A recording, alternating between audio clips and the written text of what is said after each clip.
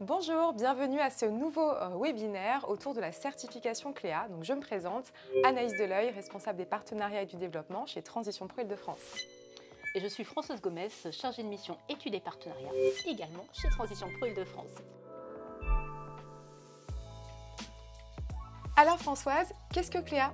Alors Cléa, c'est une certification interprofessionnelle qui est reconnue et qui permet d'obtenir des connaissances et des compétences de base à travers 7 domaines nécessaires pour faire face de manière autonome à toutes les situations de sa vie professionnelle. Elle est enregistrée au répertoire spécifique et donc elle est reconnue dans tous les secteurs et bien sûr sur tout le territoire. Alors, je parlais de 7 domaines de compétences. Est-ce que tu peux nous en dire un petit peu plus ? Bien sûr. Cléa couvre 7 domaines de compétences et s'appuie sur un référentiel unique.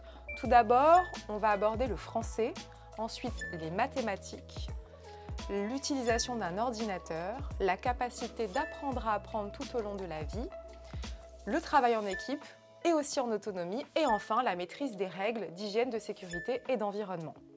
Alors à qui s'adresse la certification Cléa ? Ça s'adresse à un large public, tout actif, que l'on soit salarié, demandeur d'emploi, finalement toute personne qui aurait besoin de sécuriser son parcours professionnel. Donc c'est principalement des personnes qui sont peu ou pas qualifiées de tout secteur et de tout âge. Attention, il faut avoir à minima un niveau A2 en langue française, avoir un premier niveau en lecture-écriture. Malgré tout, c'est une certification qui est également éligible et ouverte aux personnes en situation d'illettrisme. Donc on peut voir peut-être maintenant quels sont les principaux objectifs de cette certification. Pourquoi c'est important de passer la certification Cléa ? Alors Cléa peut être passée de façon complètement autonome. Simplement, voilà, j'ai besoin de faire le point sur mes compétences dans les 7 domaines que j'ai évoqués tout à l'heure. Mais c'est aussi, et ça c'est vraiment la particularité de Cléa, elle peut tout à fait compléter une formation, elle s'incrémente dans finalement n'importe quel parcours. C'est-à-dire, elle peut se passer avant un parcours de formation plus long, mais également après. Si par exemple je passe Cléa avant, eh bien ça permet de valider les prérequis. Je vais m'assurer de posséder les bonnes compétences et connaissances de base pour entrer en formation. Je sécurise ainsi mon parcours de formation. Donc là en gros, les abandons, ça n'existe pas. Ça donc permet bien sûr d'identifier les points forts et de s'appuyer sur ces points forts, voire aussi les points de vigilance pour pouvoir entrer bien sûr en formation qui est adaptée. Si je passe Cléa après un parcours de formation, eh bien dans ces cas-là, ça permet de certifier le parcours. On l'a dit tout à l'heure, ça s'adresse aussi à des personnes en situation d'illettrisme. Eh bien, quand elles font des formations de remise à niveau, eh bien, on peut tout à fait à la fin passer Cléa et être certifié. Cléa fait vraiment la différence, c'est la petite ligne qui va bien sur le CV. Et en plus, on l'a dit, ça s'adresse à tout métier, tout secteur d'activité. Alors concrètement, comment ça se passe ? Alors Cléa, on peut l'obtenir soit en 1 ou 3 étapes. Donc ça commence toujours par une évaluation préalable. L'objectif de cette évaluation, c'est d'identifier les points forts du candidat et les points potentiellement à renforcer. Ce qu'il faut savoir, c'est qu'un candidat sur 3 va obtenir la certification Cléa dès l'évaluation préalable sans même passer par la case formation.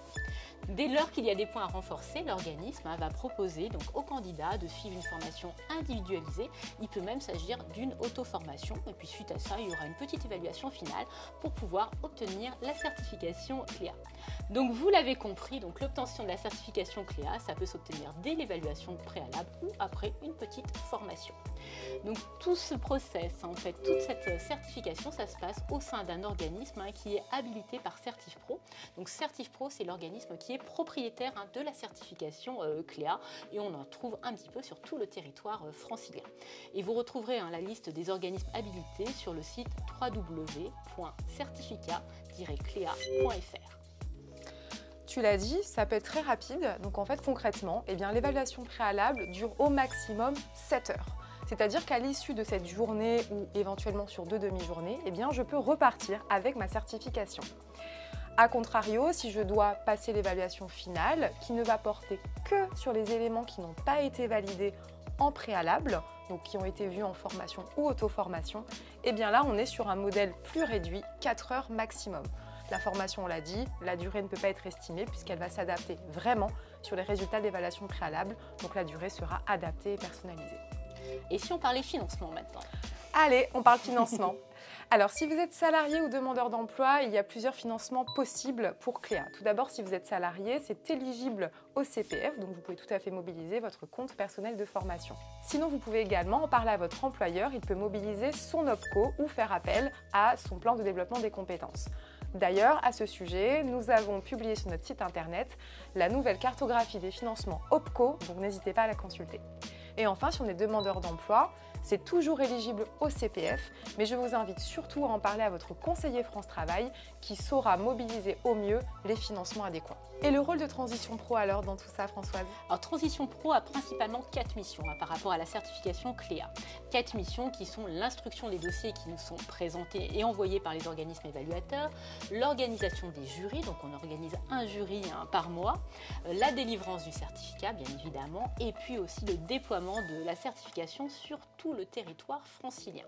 Donc tu nous confirmes, c'est bien le dossier qui passe en commission paritaire, ce n'est pas le candidat. Oui, c'est le dossier qui passe devant le jury paritaire et le candidat n'est pas là, pas de souci.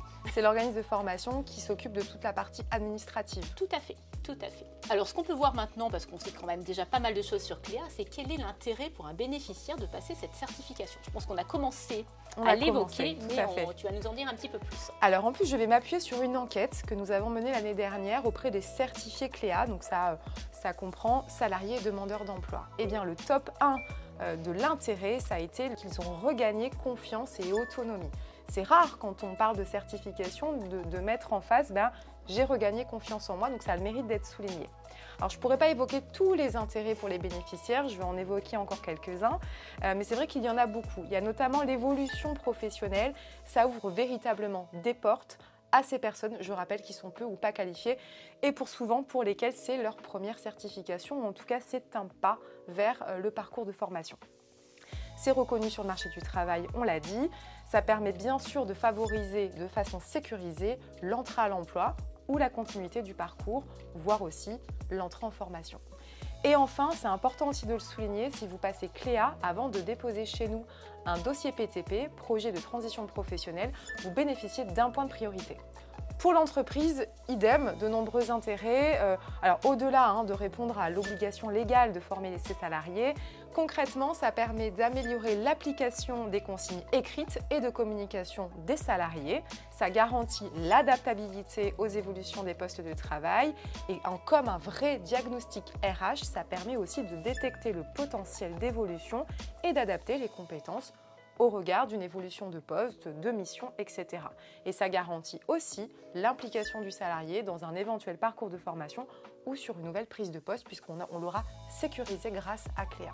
Alors, est-ce que de ton côté, Françoise, tu aurais d'autres chiffres à nous donner pour conclure ce webinaire concernant l'impact de cette certification? Oui, bien sûr. Donc, si on se penche uniquement sur l'année 2023, donc c'est près de 2500 candidats quand même qui ont obtenu leur certification Cléa. On en a parlé tout à l'heure, on a plus de 70 organismes qui sont habilités donc, en Ile-de-France, donc vous en avez forcément un près de chez vous.